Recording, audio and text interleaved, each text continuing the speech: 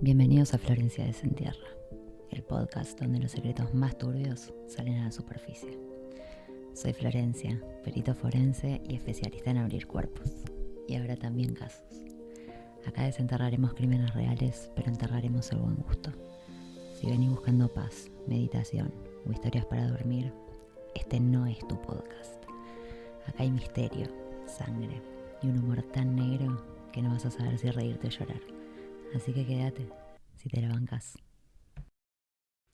La historia de Jeffrey MacDonald tiene todo lo que necesita un buen caso policial. Sangre, mentiras, hippies. Y un tipo que jura que es inocente mientras todo a su alrededor grita: flaco, no. Año 1970, Carolina del Norte.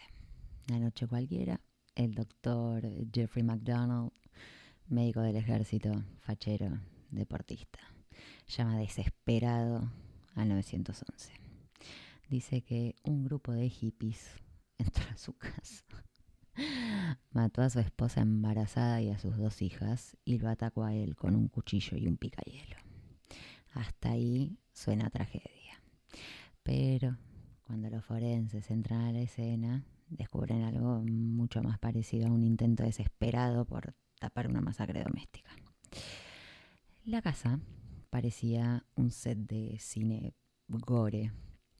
Sangre en todas partes, huellas que no coincidían, objetos movidos y un detalle que llamó la atención. Jeffrey apenas estaba lastimado. Nada grave, ni fracturas, ni heridas profundas. Un rasguñito, nada más. El chabón repetía lo de los hippies como un mantra, como si por decirlo muchas veces se volviera cierto. Pero ni lo que veían los forenses, ni su cara de no me peguen, soy doctor, terminaban de cerrar. Mientras todos buscaban una secta psicodélica, el único que tenía sangre de las 3 víctimas en la ropa, ¿quién era? El doctor. Qué casualidad, ¿no?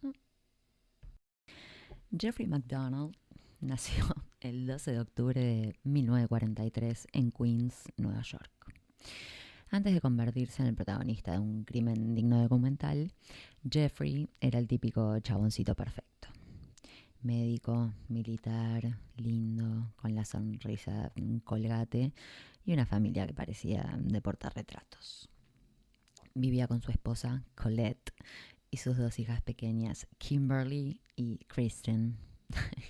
No podían ser más yanquis los nombres. Todos hermosos, prolijos, rubiecitos, con su casa impecable en la base militar de Fort Bragg. Un sueño americano con uniforme, básicamente. Colette estaba embarazada del 3er hijo y Jeffrey parecía tener todo bajo control. Su carrera, su casa, su familia, su reputación, todo muy perfecto. Demasiado perfecto. Porque atrás de esa fachada de médico ejemplar había quilombos de pareja, discusiones y un ego descomunal. Jeffrey se creía el rey y centro del mundo. Era de esos tipos que si algo sale mal, la culpa siempre estaba afuera. Compañeros del hospital lo describieron como inteligente, sí, pero también soberbio, competitivo y con un carácter que te hace decir: "Oh, que no me toque nunca de jefe este tipo". Y aunque para los vecinos era el doctor ideal, puertas adentro, la relación con Colette ya estaba al horno. Ella lo sabía, lo sentía, había peleas, distancias, tensión. Colette había dejado sus estudios para dedicarse a criar a las nenas, toda una tradwife era ella, y se sentía cada vez más sola. Por eso no hay que dejar de hacer lo que a una le hace feliz por ningún chabón, por nada, por nadie. Pero bueno, nadie le avisó a ella, parece. Jeffrey pasaba la mayor parte del tiempo trabajando en el hospital militar, haciendo guardias eternas o entrenando. Y cuando estaba en casa, tenía la cabeza en otro lado. Ella le escribía cartas, porque las mujeres somos tan mujeres, que después se iban a usar como prueba en el juicio, donde le decía que lo amaba. pero que ya no lo reconocía, que estaba cansada de sus mentiras, de su frialdad, de esa competencia constante en la que él siempre tenía que tener la razón. Yo hago lo mismo igual, o sea, no voy a juzgar a Jeffrey en este punto. Tener la razón siempre garpa. Las discusiones eran cada vez más frecuentes y cada vez más intensas. Colette sospechaba, con razón, que Jeffrey tenía aventuras con otras mujeres. Él lo negaba, pero en las audiencias posteriores admitió que hubo infidelidades ocasionales. Que igual nada, o sea, no bancamos a la gente infiel, pero no por eso vas a terminar matando a toda tu familia, ¿verdad? Son detalles nomás. Amigos de la pareja contaron que Colette había pensado en irse varias veces, pero siempre terminaba volviendo. Porque él era encantador, porque prometía cambiar, porque la familia era perfecta y porque, bueno, así funcionan las relaciones tóxicas y los psicópatas, ¿no es cierto? Esa noche del 17 de febrero de 1970 iba a ser, según Jeffrey, una más. Pero en unas horas, esa casa impecable se iba a convertir en una escena bien gore. Antes de seguir, quiero aclarar para gente tipo mi vieja, con todo el amor del mundo, mami, que gore significa como una escena muy sangrienta, muy groseramente sanguinaria, sí. Bueno, un besito para mi mamá. Seguimos. La madrugada del 17 de febrero de 1970, la policía militar de Fort Bragg entró a la casa del 544 Castle Drive y se encontró con un infierno doméstico. Sangre por todos lados, cuerpos en distintos cuartos, muebles volcados y una sensación general de acá la pasaron como el OGT. Colette yacía en el dormitorio principal, en el suelo, cubierta apenas por la parte superior del pijama de Jeffrey. Tenía el cráneo fracturado, probablemente por un golpe con un pedazo de madera que encontraron al lado de la cama, los brazos quebrados en un intento por cubrirse y más de 40 heridas punzantes entre cuchillo y picahielo. Estaba embarazada de 5 meses, pobrecita. En la cabecera de la cama, escrito con sangre bien grande, la palabra pig, o sea, cerdo, chanchito. La misma palabra que habían usado unos meses antes los asesinos de Sharon Tate en el caso de la familia Manson, ¿verdad? Bueno, en la habitación de las nenas la escena no era menos brutal. Kimberly, de 5 años. ¿Kimberly se llamaba la Power Ranger rosa? Nada que ver. Me sonó. Tenía una fractura de cráneo tan severa que le había hundido el cráneo, básicamente. Los forenses concluyeron que fue golpeada mientras dormía. Después recibió varias puñaladas en el cuello.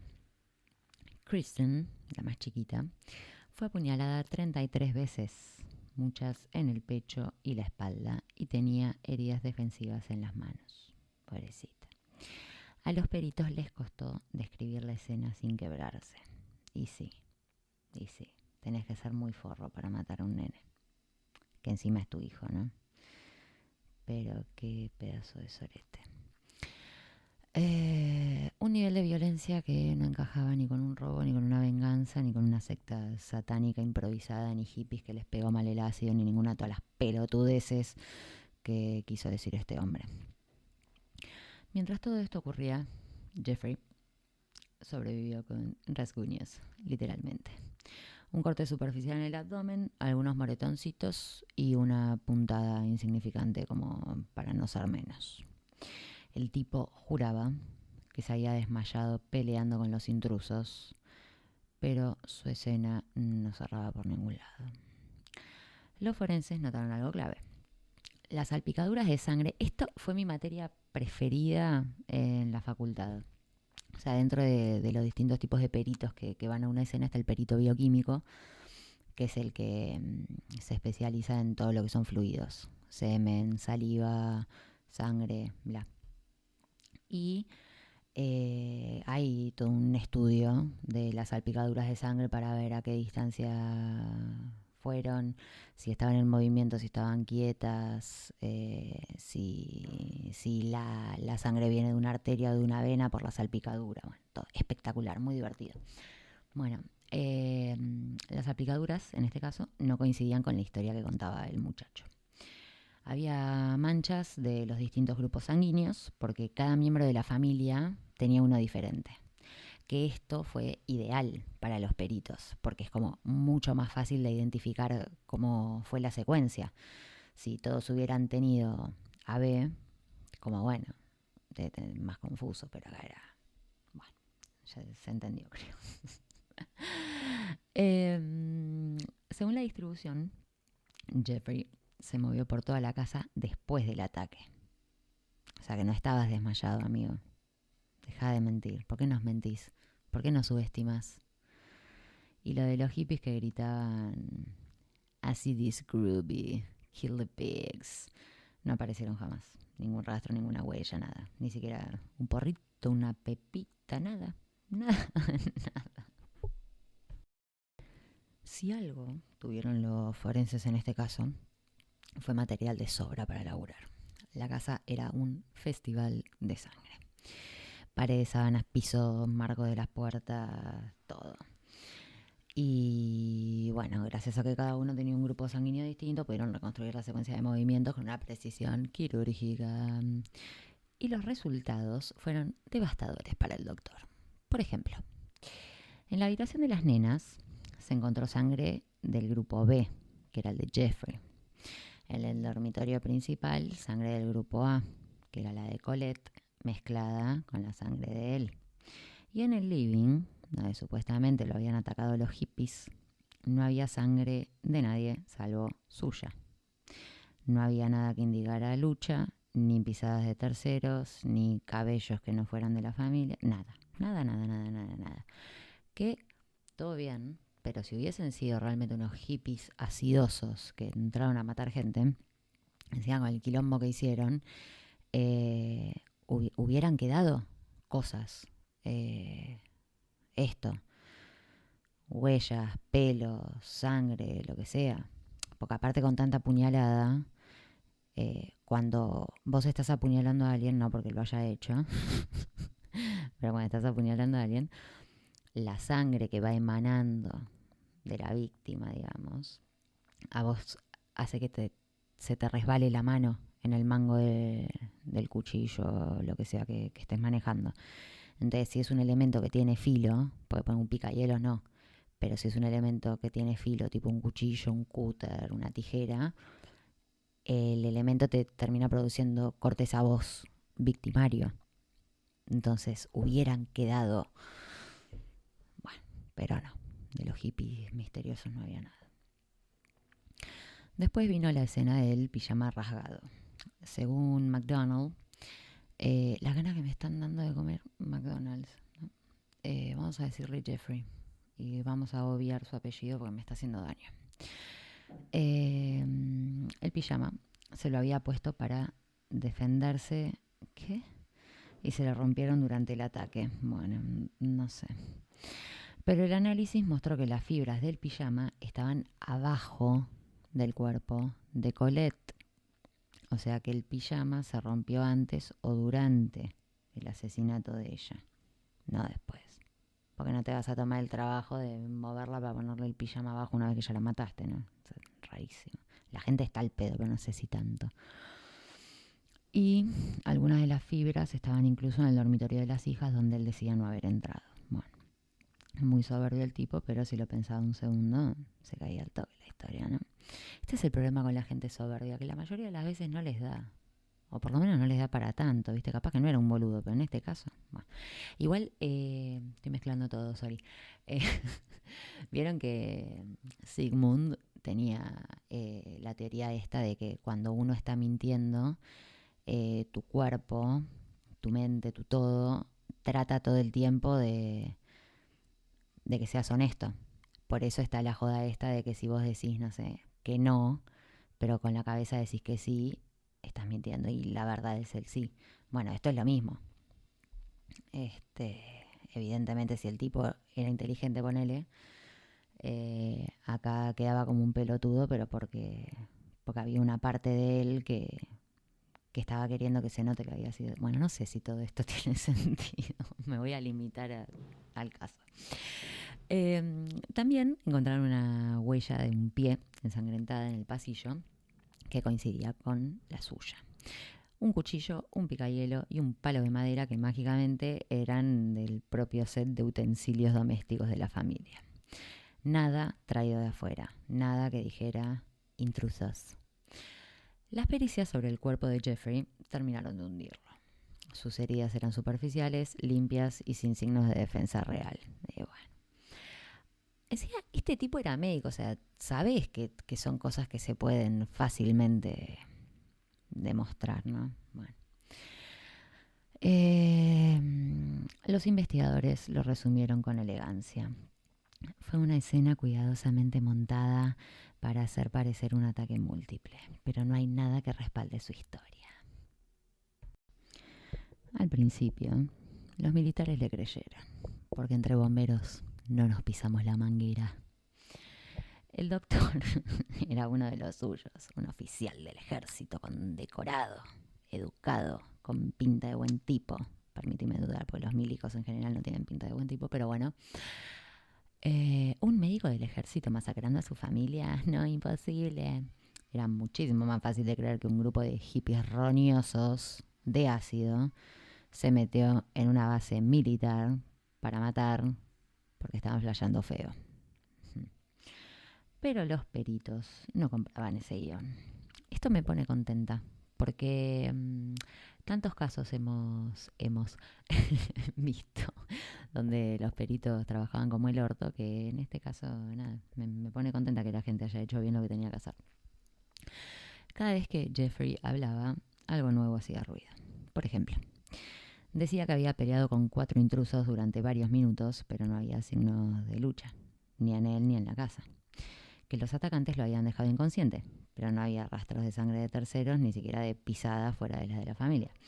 Y cuando describió a la supuesta líder, que era una mujer rubia con sombrero y botas tipo Flower Power, versión asesina, bueno, no. El FBI revisó todo el barrio. Rastreó sectas, bandas hippies, excombatientes, locos sueltos. Nada. Ni un sospechoso, ni una huella, ni una sola coincidencia. En cambio, todas las pruebas forenses seguían apuntando al mismo lugar, al doctor. Los investigadores militares lo trataron más como un compañero que como un potencial asesino. Incluso le permitieron seguir usando el teléfono desde el hospital y dar entrevistas apenas unas horas después del crimen. Entrevistas. Mientras los forenses intentaban procesar los cuerpos, él ya estaba practicando el papel de víctima frente a los medios. Mira vos. El informe inicial del artículo 32 del Código Militar, que es como su versión de un juicio preliminar, fue un absurdo total. Después de meses de investigación interna, concluyeron que no existía evidencia suficiente para presentar cargos. Mira vos. Así que en octubre de 1970 lo absolvieron y cerraron el caso. Jeffrey se fue de Fort Bragg con una sonrisa y se mudó a California, donde empezó una nueva vida como si nada. Pero los fantasmas no se archivan tan fácil. La familia de Colette, en especial su padrastro, Freddy Kassab, nunca creyó la historia. Al principio lo defendió a muerte, lo cual está bien, es lógico. Uno nunca piensa que en tu familia hay un asesino, ¿no? Lógico. Hasta que empezó a ver las pruebas. Las inconsistencias, las mentiras, las manchas, los tiempos, los testimonios. Y cuando entendió que su yerno había matado a su hijastra, a sus nietastras, se convirtió en su peor enemigo. Kassab pasó años escribiendo cartas, reuniendo documentos y presionando a las autoridades para reabrir el caso. Literalmente, No lo dejó respirar al chabón. Bueno, mentira, no es literal, es en sentido figurado, pero se entiende. En 1974, su insistencia dio resultado. Un gran jurado civil en Carolina del Norte. ¿Qué tenía que ver Carolina? Ah, sí, esto había sido en Carolina del Norte. El muchacho estaba en California, pero había empezado todo allá. Bueno, un gran jurado civil reabrió el expediente. Esta vez no había uniforme que lo salvara. Los fiscales empezaron a revisar todo desde cero y lo que encontraron fue un festival de errores, omisiones y pruebas ignoradas. Yo igual, o sea, ¿a quién concha le importa lo que diga el ejército? Tendrían que haber hecho esto desde el principio. ¿Por qué dejaron que el ejército decidiera? Bueno, ya me voy a empezar a indignar. Bueno, el ejército había metido la mugre bajo la alfombra, pero la sangre seguía ahí. Los civiles, sin tanto miedo al escándalo, empezaron a juntar las piezas. Aparecieron testimonios de compañeros que lo describían como un tipo narcisista, controlador, incapaz de aceptar un fracaso. Uno de ellos dijo que Jeffrey no soportaba que su mujer lo desafiara, y las cartas privadas de Colette revelaban que el matrimonio estaba al borde del colapso. Peleas, infidelidades, distancia emocional. Todo lo que en la superficie era una familia modelo, por dentro era una bomba de tiempo. Una bomba de tiempo si tenés un psicópata asesino, ¿no? Porque si no te divorcias y listo.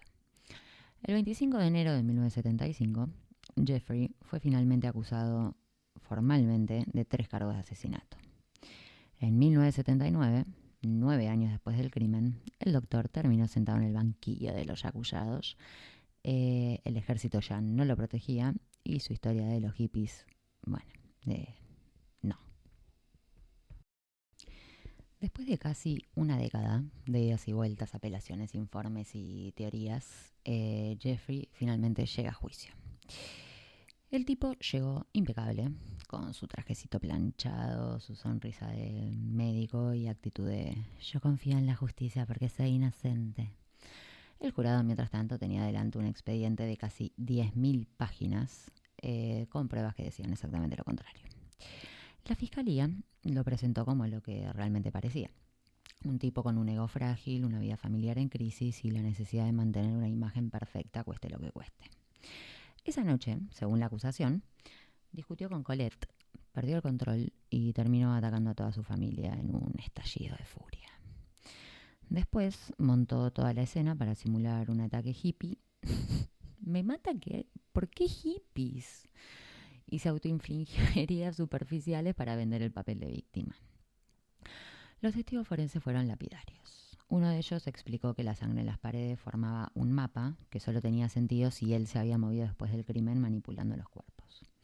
Otro mostró cómo las fibras del pijama coincidían con las heridas de Colette y no con ningún supuesto atacante. Era como ver al chaboncito tropezar con sus propias mentiras en cámara lenta.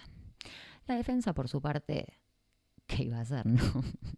Habló de conspiraciones militares, errores en la cadena de custodia e incluso insinuó que había más asesinos sueltos que testigos. ¿Qué? El 29 de agosto de 1979, finalmente, Jeffrey fue declarado culpable de asesinato en segundo grado por las muertes de Colette y Kimberly y culpable de asesinato en primer grado por la de Kristen, la más chiquita. 3 cadenas perpetuas seguidas. Y mientras lo sacaban de la sala, todavía tenía la carita de esto no me puede estar pasando a mí. Bueno, sí, Jeffrey, te está pasando a vos. Después del juicio, cualquier persona normal hubiera bajado la cabeza, cumplido su condena y con suerte empezado terapia. Pero Jeffrey no era una persona normal. Era un tipo convencido de que todavía podía vender su historia. Desde la cárcel empezó una campaña casi obsesiva para probar su inocencia. Mandaba cartas, daba entrevistas y se convirtió, por supuesto, en el preso más mediático de Estados Unidos. En los 80 aparece en televisión con un discurso ensayadísimo. Lloraba, se indignaba, decía que había sido víctima de una conspiración, que las pruebas habían sido manipuladas, que los verdaderos asesinos seguían libres. Y claro, la prensa se prendió, y sí. El tipo tenía carisma, hablaba bien, un asesino con buena dicción, es irresistible. hasta que llegó el periodista Joe McGuinness, que lo acompañó durante el juicio con la promesa de escribir un libro que lo humanizara. Spoiler, lo terminó hundiendo. El libro se llamó Fatal Vision y mostraba con lujo de detalle a un Jeffrey frío, manipulador, incapaz de sentir empatía y obsesionado con su imagen. El doctor se sintió traicionado, pobrecito, y demandó al autor por difamación, pero perdió. Y sí. Después de eso, se le sumaron documentales, series, libros y un fandom que todavía jura que es inocente. Pero cada intento de apelación fue un fracaso. Nuevas pericias de ADN, testigos reanalizados, teorías recicladas, nada lo salvó. Hoy sigue preso, viejo, con más canas que excusas, repitiendo el mismo guión de siempre. Yo no maté a mi familia. Y uno lo escucha y piensa, qué increíble, como algunos tipos pueden mentir tanto tiempo que se lo terminan creyendo. Al final, el caso de Jeffrey no se trata ni de misterio ni de justicia. Se trata de soberbia. De un tipo que creyó que podía matar a su familia, inventar un cuento y que todos le iban a creer porque nació lindo y estudió una carrera. Ridículo. Pasaron más de 50 años y sigue diciendo lo mismo. Que fue víctima, que lo incriminaron, que la verdadera culpable, que taca taca tiqui tiqui. Uno lo escucha y ya... Al principio nos daba gracia, Jeffrey. Ahora te tendrías que comer un bife realmente. A esta altura no queda duda de que lo único que Jeffrey no puede soportar es dejar de ser el protagonista. Mientras tanto, el tipo envejece en la cárcel, todavía da entrevistas, qué pesado que sos. Pero la historia ya se contó. Él todavía no entendió que no es el héroe, ni el mártir, ni el médico ejemplar. Bueno, hasta acá llegamos. Si escuchaste todo, es porque tenés estómago y un costado bastante morboso. Te espero la próxima, a ver cuánto más podés aguantar. Ya que llegaste hasta el final, haz lo que haría cualquier cómplice. Suscríbete, deja tu like, comenta. Así no quedo yo sola revolviendo la mugre. Total, si ya entraste, es porque sos igual de curioso que yo.